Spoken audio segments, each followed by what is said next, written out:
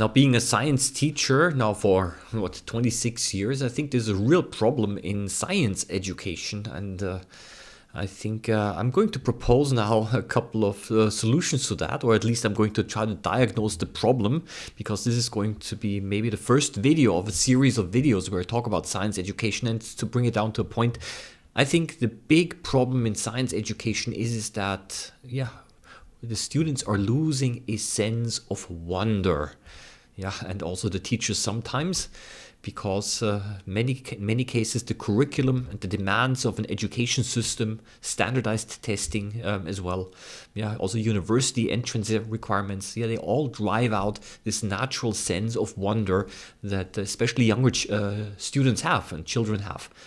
And I would like to explore this a little bit. And today I'm going to start off again with a little story, anecdote, which happened, of course, in my classroom several years ago. I was actually an older student.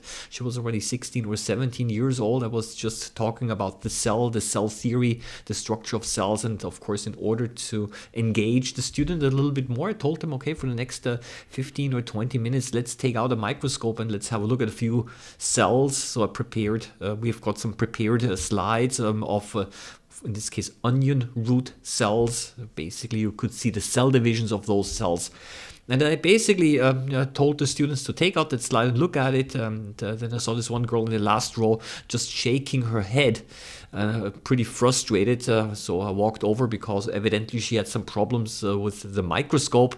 And I asked her, okay, so what's the problem? Do you have problems focusing or finding, seeing the cells? And then she says, no, I can see them all right. That's not the problem. Because I said, you're looking frustrated. And says, just looking at all of the cells, it's just unbelievable.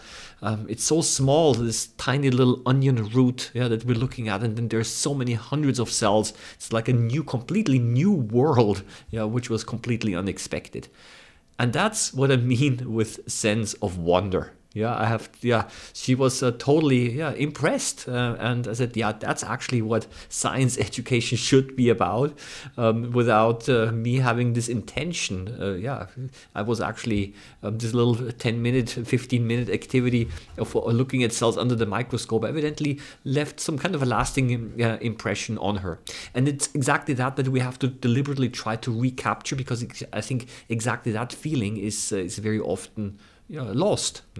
I'll give you another one. I mean, we all know that little children, just before they start going to school, they ask questions about all sorts of crazy things. Not only why is the sky blue, but all sorts of things. And then as soon as they enter school, they stop asking.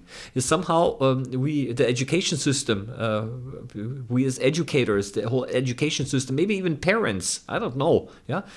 All of us together, our society, somehow has managed to, suppress this natural instinct and the natural curiosity. It's kind of a little bit of a pity. So what's going on here, right? Therefore, I propose that somehow we need to, especially for the younger students, we somehow need to completely reevaluate a little bit the way that we are teaching, and not only the way that we're teaching, but also what we're teaching. And I have to say this the following: no, we don't blame the teachers here. The issue is way more complex. It's a fundamental understanding of what science education actually should be. Now, when you go online a little bit, and I've done some research, and why is science education important? Very often you will see, it's very important to drive the economy. We need science-educated people for research and development, and for the companies, and to drive the economy of a country. And I'm saying, okay, maybe, but that's exactly the wrong attitude, right? We humans are not here to serve the economy. We are here because we basically deserve education as a human right. Right? And that should be the basis for science education, and not to train people that are then going to be the future workforce. Of course, this is also important. Of course, this is also going to happen. But this should not be the starting point of the discussion. We always have to put the individual person and the personal experience of nature and of environment into the center. And I think if we do that, and if we're somehow able to rekindle the natural curiosity that children have, then maybe there will also be fewer people around that are so critical of science. It's kind of interesting. I mean, we're living in a very highly scientifically developed society. We've got the internet, we've got, of course, now AI being a big thing. Massively important developments in medicine, in many areas in the world. So we're in one way a very highly developed society in the sciences, but on the other hand, we have so much science denialism going on. It's really surprising to me. So it's a paradox, right? So evidently somehow maybe the education system somehow leaves behind a certain group of people, right? And who are kind of maybe losing the connection to science and this natural wonder and sense of curiosity, right? And I think science education should somehow recapture this. Yeah. So for this reason, what I'm going to do in the next couple of videos, I'm going to pick out several aspects about science education that I consider questionable, and that I would like to see this as a basis for future discussions. And of course, there's always a comment section below where you're able to voice your own opinions, right?